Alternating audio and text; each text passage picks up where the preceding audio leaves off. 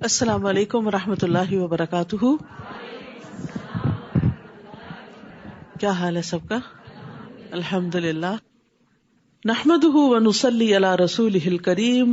اما بعد فاعوذ باللہ من الشیطان الرجیم. بسم اللہ الرحمن الرحیم. رب اشرح لی صدری ویسر لی امری واحلل عقدۃ من لسانی یفقہوا قولی. قرآن مجید نور ہے. اللہ سبحانہ تعالیٰ فرماتے ہیں یا ایھا الناس قد جاءکم برہان من ربکم وانزلنا الیکم نورا مبینا. اے لوگو، بلا شبہ تمہارے پاس تمہارے رب کی طرف سے ایک واضح دلیل آ گئی ہے اور ہم نے تمہاری طرف ایک واضح نور نازل کیا ہے. تو نور روشنی کیا دکھاتی ہے؟ اندھیروں میں راہ دکھاتی ہے. تو یہ زندگی اندھیروں سے بھری ہوئی ہے، جہالت کے، لا علمی کے. اس میں جب قرآن کا نور آتا ہے تو انسان کو صحیح اور غلط کا فرق پتہ چلتا ہے اور صحیح راستہ معلوم ہوتا ہے. زید بن ارقم رضی اللہ عنہ سے مروی ہے، وہ کہتے ہیں کہ رسول اللہ صلی اللہ علیہ وسلم نے فرمایا آگاہ رہو اے لوگو، میں ایک انسان ہوں، قریب ہے کہ میرے رب کا بھیجا ہوا میرے پاس آئے تو میں اسے قبول کر لوں، اور میں تم میں دو بھاری چیزیں چھوڑے جا رہا ہوں. ان میں سے پہلی اللہ کی کتاب ہے جس میں ہدایت اور نور ہے. اس کتاب میں کیا ہے؟ ہدایت اور نور ہے. تو تم اللہ کی کتاب کو پکڑے رکھو. اب یہ نہیں کہ صرف رمضان تک پکڑنا ہے اور پھر چھوڑ دینا ہے، نہیں، اس کو پکڑے رکھو اور اس کے ساتھ مضبوطی سے جڑے رہو، یعنی اسے اپنی زندگی کا حصہ بنا لو. اور آپ نے اللہ کی کتاب پر بہت زور دیا اور اس کی خوب رغبت دلائی، یعنی لوگوں کو شوق دلایا کہ وہ قرآن کے ساتھ اپنا تعلق مضبوط کریں. پھر آپ نے فرمایا دوسری چیز میرے اہل بیت ہیں. میں تم لوگوں کو اپنے اہل بیت کے بارے میں اللہ کی یاد دلاتا ہوں، یعنی ان کے ساتھ احسان کا رویہ اختیار کرنا. میں تم لوگوں کو اپنے اہل بیت کے بارے میں اللہ کی یاد دلاتا ہوں. میں تم لوگوں کو اپنے اہل بیت کے بارے میں اللہ کی یاد دلاتا ہوں. تو ہمارے لیے لازم ہے کہ ہم اس زندگی کے سفر میں رسول اللہ صلی اللہ علیہ وسلم کے ارشادات کو یاد رکھیں. 9واں پارہ. اعوذ باللہ من الشیطان الرجیم. بسم اللہ الرحمن الرحیم. قال الملأ الذین استکبروا من قومه لنخرجنك يا شعيب والذين آمنوا معك من قريتنا أو لتعودن في ملتنا قال أولو كنا كارهين. شروع کرتی ہوں اللہ کے نام سے جو بے انتہا مہربان نہایت رحم فرمانے والا ہے. اس قوم کے متکبر سرداروں نے کہا شعیب، ہم تجھے اور ان لوگوں کو جو تیرے ساتھ ایمان لائے ہیں اپنی بستی سے نکال دیں گے، یا پھر تمہیں ہمارے دین میں واپس آنا ہوگا. شعیب علیہ السلام نے کہا خواہ ہم اسے ناپسند کرتے ہوں تو بھی. تو ہم دیکھتے ہیں کہ ہر نبی کی مخالفت اس قوم کے بڑے بڑے لوگوں نے کی، ایلیٹ کلاس نے کی، اور اس کی بنیادی وجہ کیا تھی کہ وہ اپنے آپ کو بڑا سمجھتے تھے.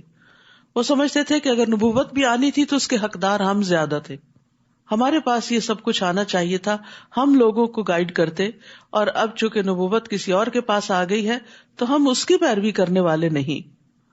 تو متکبر لوگوں کا طریقہ کار ایک ہی جیسا ہوتا ہے، وہ ناحق طریقے سے جھگڑا اور بحث کرتے ہیں، اور اگر اس پہ بے بس ہو جاتے ہیں تو دھمکیوں پہ اتر آتے ہیں. اور یہاں پر وہ دھمکیاں دے رہے ہیں کہ ہم تمہیں اپنی قوم سے نکال دیں گے، اپنے ملک سے نکال دیں گے، ہم تمہیں اپنے درمیان برداشت نہیں کرتے، اور جو تمہارے اوپر ایمان لے آئے ہیں ان کو بھی نکال دیں گے، یا پھر لازماً تمہیں ہماری ملت میں واپس آنا ہوگا، ہمارے طریقوں کو فالو کرنا ہوگا. تو شعیب علیہ السلام نے صرف اتنا کہا اولو کننا کارہین، کیا پھر بھی اگر ہم اسے ناپسند کرتے ہوں. کیونکہ اہل ایمان کے لیے ایمان کو چھوڑنا، دین کو چھوڑنا، دین کے طریقے کو چھوڑنا انتہائی ناپسندیدہ ہوتا ہے، اور جس شخص کو ایمان کی حلاوت ایک دفعہ نصیب ہو جاتی ہے پھر وہ ایمان کو ترک نہیں کرتا۔ انس رضی اللہ عنہ سے روایت ہے کہ نبی صلی اللہ علیہ وسلم نے فرمایا 3 باتیں جس کسی میں ہوں گی وہ ایمان کی مٹھاس پا لے گا، یہ کہ اللہ اور اس کا رسول اس کے نزدیک ہر چیز سے زیادہ محبوب ہوں، اور یہ کہ آدمی جس کسی سے محبت کرے صرف اللہ کے لیے کرے، کوئی دنیا کا لالچ بیچ میں نہ ہو، اور یہ کہ کفر میں دوبارہ لوٹنے کو اس طرح ناپسند کرے جیسا کہ وہ آگ میں پھینکے جانے کو ناپسند کرتا ہے، یعنی اسلام سے پھر مرتد ہو کے کفر کی طرف جانا اس کے لیے ایسے ہی ہو جیسے جہنم میں جانا ہے۔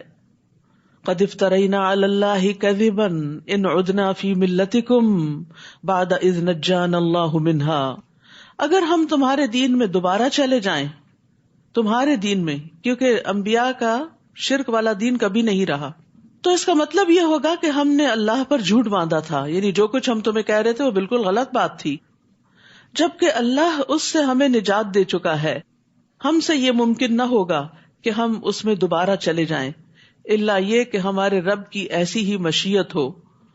ہمارے رب نے علم سے ہر چیز کا احاطہ کر رکھا ہے، ہم اللہ ہی پر بھروسہ کرتے ہیں۔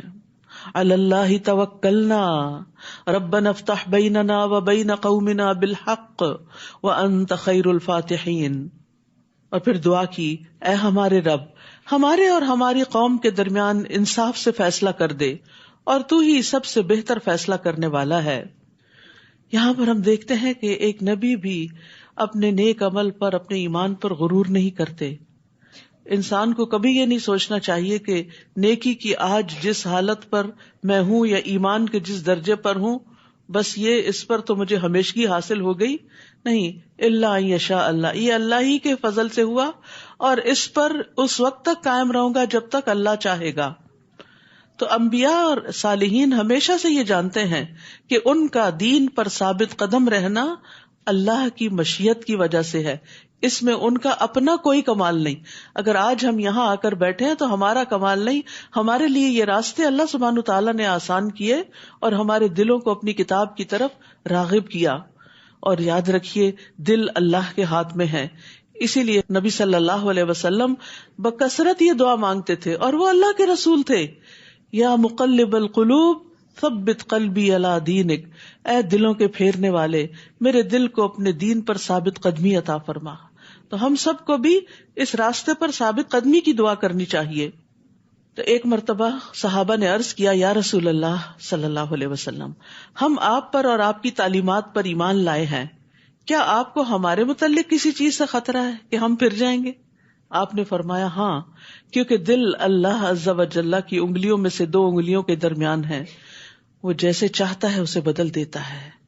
تو اس لیے انسان ہدایت پر ہوتے ہوئے بھی ڈرتا رہے کہ کہیں ایسا نہ ہو کہ کوئی ایسی چیز مجھے اس دین سے پھیرنے کا سبب بن جائے، خصوصاً جب انسان کو ایمان کی، دین کی، قرآن کے علم کی حلاوت محسوس ہونے لگتی تو وہ سب سے زیادہ قیمتی چیز اس کو سمجھتا ہے، اور اس پر قائم رہنے کی پھر دعا بھی کرتا ہے، اپنا کمال نہیں سمجھتا۔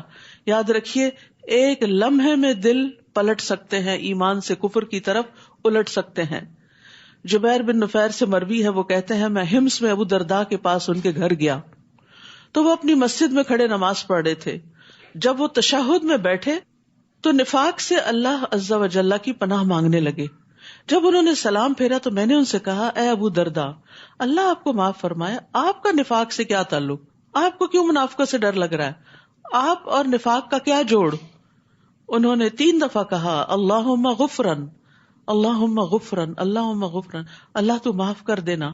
فرمایا اللہ کی قسم، ایک آدمی ایک گھڑی میں ہی ایک فتنے میں ڈال دیا جاتا ہے اور وہ اپنے دین سے پھر جاتا ہے۔ یعنی بعض اوقات شیطان کوئی ایسا وسوسہ دل میں ڈالتا ہے کہ انسان کہیں سے کہیں پہنچ جاتا ہے۔ تو اس لیے بہت ضروری ہے کہ انسان اللہ تعالیٰ سے استقامت مانگتا رہے۔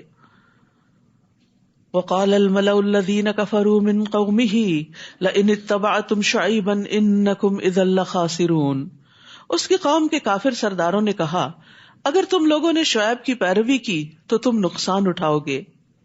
پھر بالآخر کیا ہوا کہ وہ اپنی ضد پہ اڑے رہے تو اللہ کا عذاب ان پہ آ گیا۔ فأخذتهم الرجفة فأصبحوا في دارهم جاثمين، پھر انہیں ایک خطرناک زلزلے نے آ لیا اور وہ اپنے گھروں میں اوندھے پڑے رہ گئے، یعنی انہیں زلزلے نے آ پکڑا. انہوں نے شعیب علیہ السلام اور ان کے ساتھیوں کو دھمکایا تھا اور شہر سے نکال دینے کا پروگرام بنایا تھا، تو اللہ سبحانہ وتعالیٰ نے ان پہ زلزلہ بھیج کے ان کو پکڑ لیا. الذین کذبوا شعیبا، جن لوگوں نے شعیب علیہ السلام کو جھٹلایا تھا ان کی حالت یہ ہو گئی گویا وہ کبھی آباد ہی نہ ہوئے تھے. حالانکہ وہ بزنس والے لوگ تھے، بہت مالدار لوگ تھے، بہت کھاتے پیتے، بہت فلرشڈ تھے، لیکن سب بجھ کر رہ گئے. جنہوں نے شعیب علیہ السلام کو جھٹلایا تھا بالآخر وہی خسارے میں رہے، انہوں نے ہی نقصان اٹھایا. شعیب انہیں یہ کہتے ہوئے وہاں سے چلے گئے کہ اے میری قوم، میں نے تمہیں اپنے رب کا پیغام پہنچا دیا تھا اور ممکن حد تک میں تمہاری خیر خواہی کرتا رہا، تو اب میں ان لوگوں پر کیسے افسوس کروں جو انکار ہی کرتے رہے، مان کے ہی نہ دیے. اور ہم نے جب بھی کسی بستی میں کوئی نبی بھیجا تو وہاں کے رہنے والوں کو سختی اور تکلیف میں مبتلا کیا تاکہ وہ عاجزی کی روش اختیار کریں.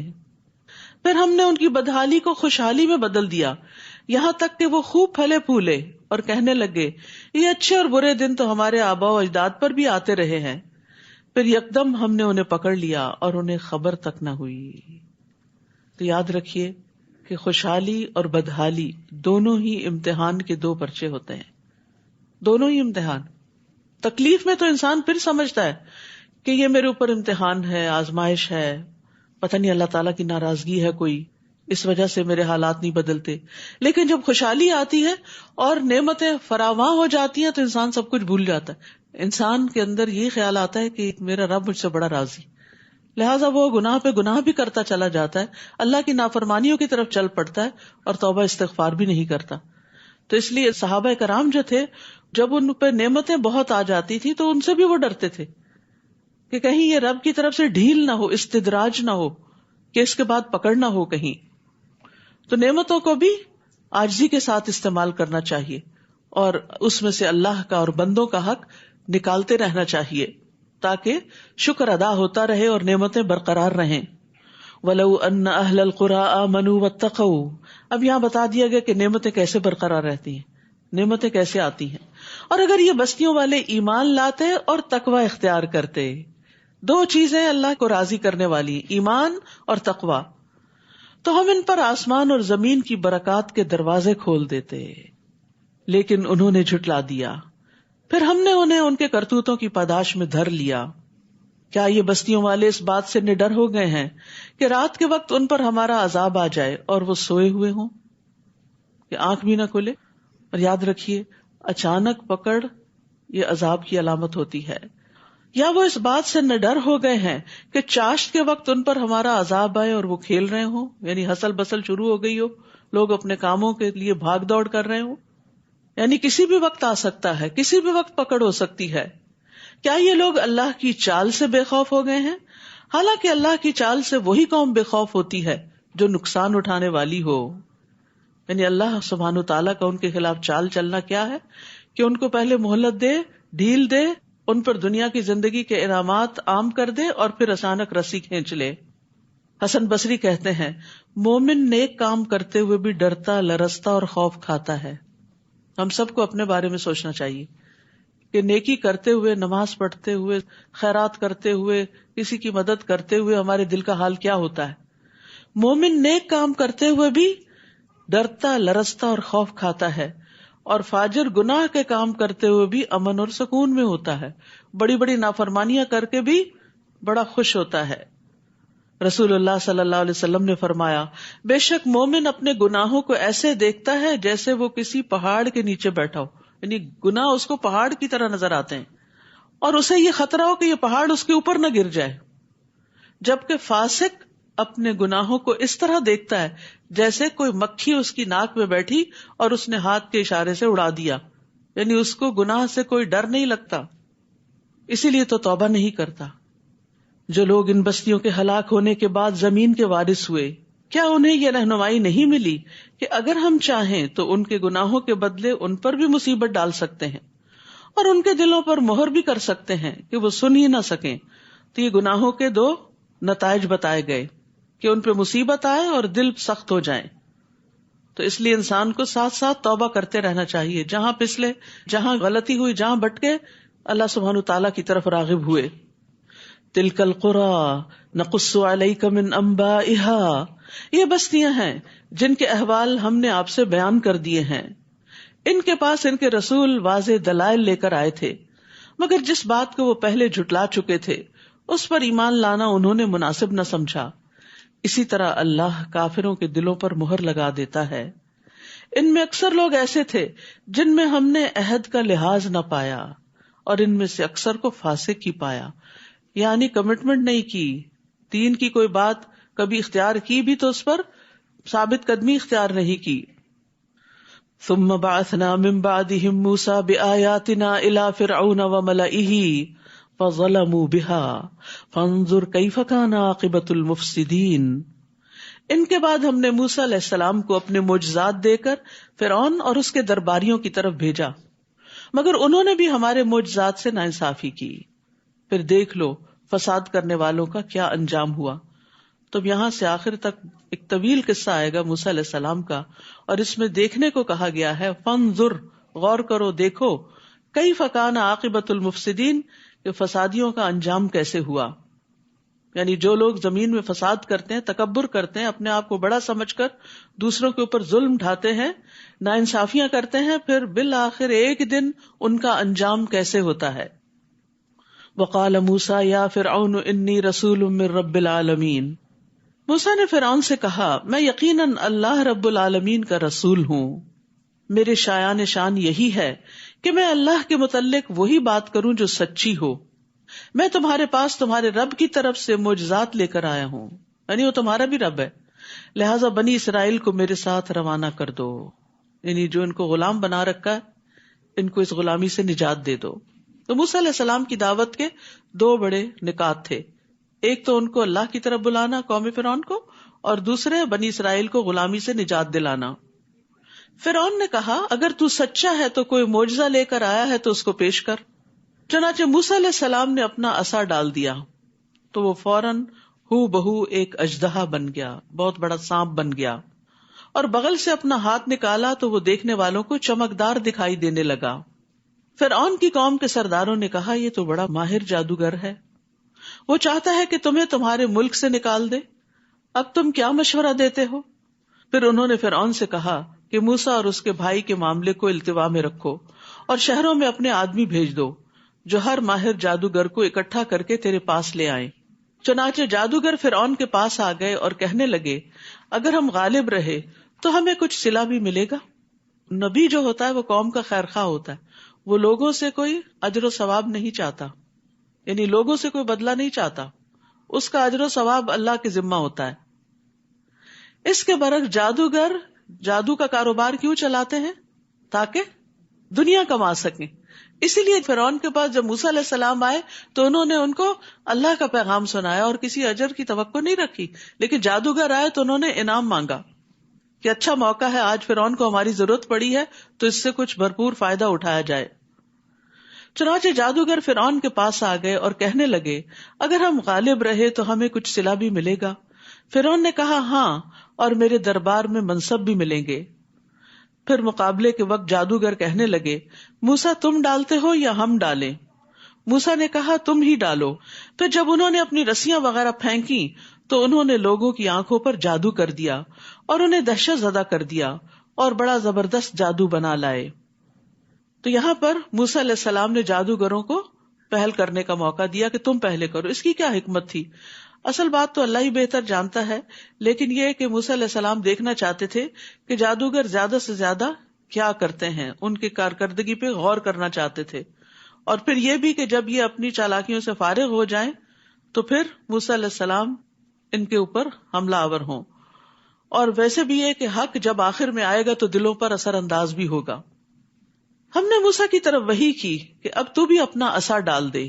عصا کا پھینکنا تھا کہ وہ اژدہا بن کر فوراً ان کے جھوٹے شعبدے کو نگلنے لگا، اور یہی حکمت نظر آتی ہے کہ سارا جادو ختم ہو گیا. چنانچہ حقیقت ثابت ہو گئی اور جو کچھ ان جادوگروں نے بنایا تھا وہ ملیا میٹ ہو گیا. یہ جو آیتیں ہیں فَلَمَّا أَلْقَوْا قَالَ مُوسَىٰ مَا جِئْتُمْ بِهِ السِّحْرُ اور یعنی سورۃ یونس کی 81 اور 82، اور پھر سورۃ الاعراف کی 118 سے 122، اور سورۃ طٰہٰ کی 69 آیت، اور یہ آیت یہاں سے فوقع الحق وبطل ما كانوا يعملون. اگر کسی کے اوپر شک ہے آپ کو کہ اس پہ جادو ہے تو ایک برتن میں پانی ڈال کے ان پہ یہ آیات پڑھی جائیں اور پھر مسحور کے سر پہ بہا دیا جائے تو اس کو افاقہ ہوتا ہے. فوقع الحق وبطل ما كانوا يعملون فغلبوا هنالك وانقلبوا صاغرين. فرعون اور اس کے ساتھی اس مقابلے میں مغلوب ہوئے اور وہ ذلیل و خوار ہو کے پلٹے، اور جادوگر بے اختیار سجدے میں گر پڑے.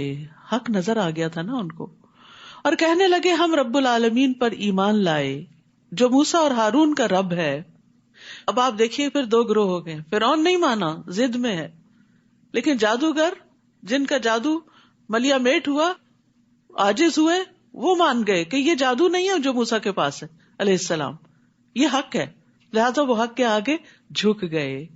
تو ایک سچا انسان جو ہوتا ہے، چاہے وہ زندگی گناہوں میں ہی بسر کر رہا ہو، لیکن جب حق اس کے سامنے آتا ہے تو اس کو فوراً قبول کر لیتا ہے، اس کے سامنے اکڑتا نہیں، ضد نہیں کرتا، وہ شیطان کی روش اختیار نہیں کرتا، وہ آدم علیہ السلام کی طرح اپنی غلطی کا اعتراف کر لیتا ہے.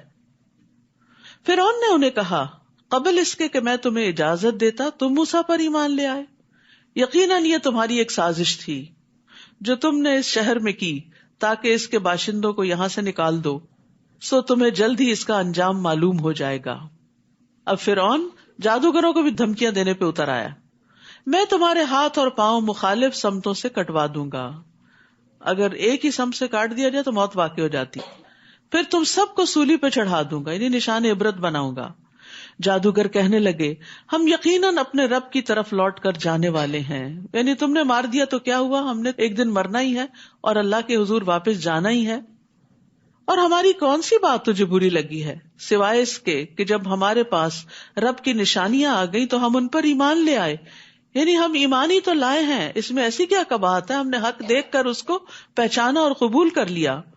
پھر انہوں نے دعا کی ربنا افرغ علینا صبرا وتوفنا مسلمین، اے ہمارے رب ہم پر صبر انڈیل دے اور اس حال میں موت دے کہ ہم فرما بردار ہوں. یا اللہ ہمیں ایسی طاقت عطا کر جس کے ذریعے ہم وہ کچھ برداشت کر سکیں جس کی فرعون ہمیں دھمکی دے رہا ہے. یعنی صبر سے مقابلہ کرنا چاہ رہے تھے، کیونکہ فرعون کی دھمکی کو معمولی دھمکی نہیں تھی کہ ایک ہاتھ اور ایک پاؤں کٹوا دوں گا اور پھر سولی چڑھا دوں گا.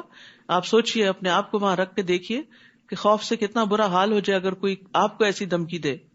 تو انہوں نے اللہ سبحانہ تعالیٰ سے فوراً مدد مانگی کہ بڑے سے بڑے گھبرا دینے والے موقع پر بھی انسان کو ہمت نہیں ہارنی چاہیے، اللہ سبحانہ تعالیٰ کی طرف رجوع کرنا چاہیے. اور یہاں پر یہ افرغ علینا، افراغ کہتے ہیں برتن میں جو کچھ ہے سب کچھ انڈیل دے، یعنی ہمارا دل صبر سے لبریز ہو جائے.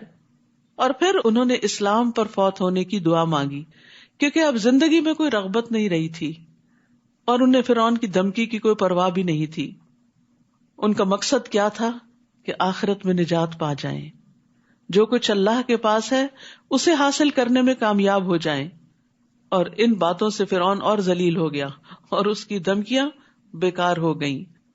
اب آپ دیکھیے وہ جو پیچھے بات ہوئی تھی نا کہ لمحے میں دل پلٹ جاتے، یہ اس کی عملی مثال ہے. ان جادوگروں کے دل لمحے میں پلٹ گئے، جب دیکھا عصا کو بس جاتے دیکھا کہ سارا ان کا جادو نکل گیا تو ضد میں نہیں آئے کہ ہم ہار گئے ہیں، ہم ان کی بات نہیں دیکھتے. انہوں نے کہا اوہ یہی حق ہے، حق کو دیکھتے ہی فوراً قبول کر لیا، دل پلٹ گئے، ایمان کی طرف آ گئے. اور پھر ایمان جب آیا تو اس کی روشنی سے انہیں جو سب سے بڑی فکر لگی وہ آخرت کی تھی، فرعون کی دھمکیوں کی بھی نہیں. اس کے مقابلے میں صبر مانگ لیا، لیکن اصل میں آخرت کی کامیابی مانگی. اصل ایمان ہی اس شخص کا سچا ہے جس کو اپنی آخرت کی فکر ہوتی ہے کہ کسی بھی میرے کام کا انجام وہاں کیا ہوگا، آگے کیا بنے گی، جو ہمیشہ کی زندگی ہے. وقال الملأ من قوم فرعون اتذر موسى وقومه ليفسدوا في الارض. اور فرعون کی قوم کے سردار فرعون سے کہنے لگے کیا تو موسیٰ اور اس کی قوم کو یوں ہی چھوڑ دے گا کہ زمین میں فساد مچاتے پھریں اور تجھے اور تیرے معبودوں کو چھوڑ دیں. وہ کہنے لگا میں ان کے بیٹوں کو مروا ڈالوں گا اور بنی اسرائیل کو اور دھمکی، اور ان کی عورتوں کو زندہ رہنے دوں گا اور ہمیں ان پر پوری قدرت حاصل ہے. موسیٰ نے اپنی قوم سے کہا استعینوا باللہ واصبروا، اللہ سے مدد مانگو اور صبر کرو. سبحان اللہ، وہی بات جو جادوگروں نے جو ایمان لے آئے تھے کہی، اور یہاں بھی وہی ایمان اور صبر کی بات ہے. اللہ سے مدد مانگنے کی بات ہے اور صبر کرنے کی. یاد رکھیے ہر مشکل میں، چھوٹی ہو یا بڑی، سب سے پہلے ہمارے دل میں اللہ سبحانہ وتعالیٰ کا خیال آنا چاہیے اور اس سے دعا کرنی چاہیے، اور مشکل کا مقابلہ کرنے کے لیے اللہ سے مدد مانگنی چاہیے. سورۃ البقرہ میں بھی ہم نے پڑھا کہ وَاسْتَعِینُوا بِالصَّبْرِ وَالصَّلَاۃِ. تو صلاۃ جو ہے، نماز، یہ اللہ سے دعا مانگنے کا بہترین ذریعہ ہے.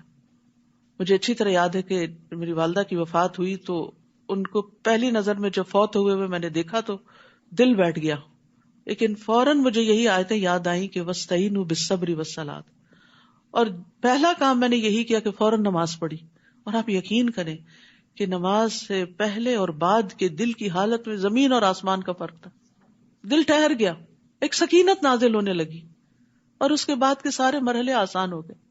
یہ نہیں کہ آنکھوں میں آنسو نہیں آتے تھے، لیکن بے قراری کی کیفیت چلی گئی.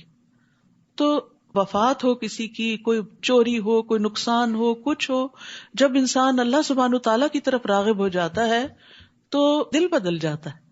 باہر تو وقت کے ساتھ ہی تبدیلی آئے گی، لیکن اندر کی تبدیلی انسان کو اسٹرانگ کر دیتی ہے، پرسکون کر دیتی ہے.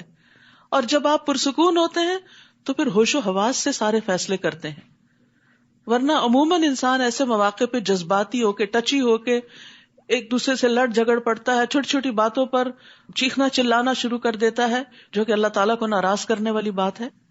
تو ہر غم، ہر دکھ، ہر تکلیف کے موقع پر اللہ سے مدد مانگو، نماز پڑھو اور صبر اختیار کرو، اور صبر کی دعا بھی کرے. ربنا افرغ علینا صبرا، اللہ انڈیل دے صبر، کیونکہ دل کی بے قراری صبر کے آنے کے بعد ہی درست ہوتی ہے.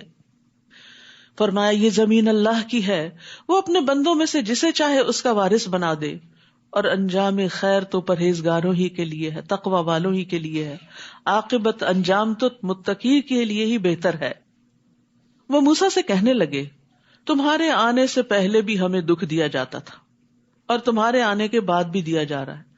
ہمیں تو لگتا تھا کہ کوئی آئے گا مسیحا جو ہمیں ان مصیبتوں سے نجات دلائے گا، لیکن ہمارے اوپر تو مشکلات اور زیادہ ہوتی جا رہی ہیں.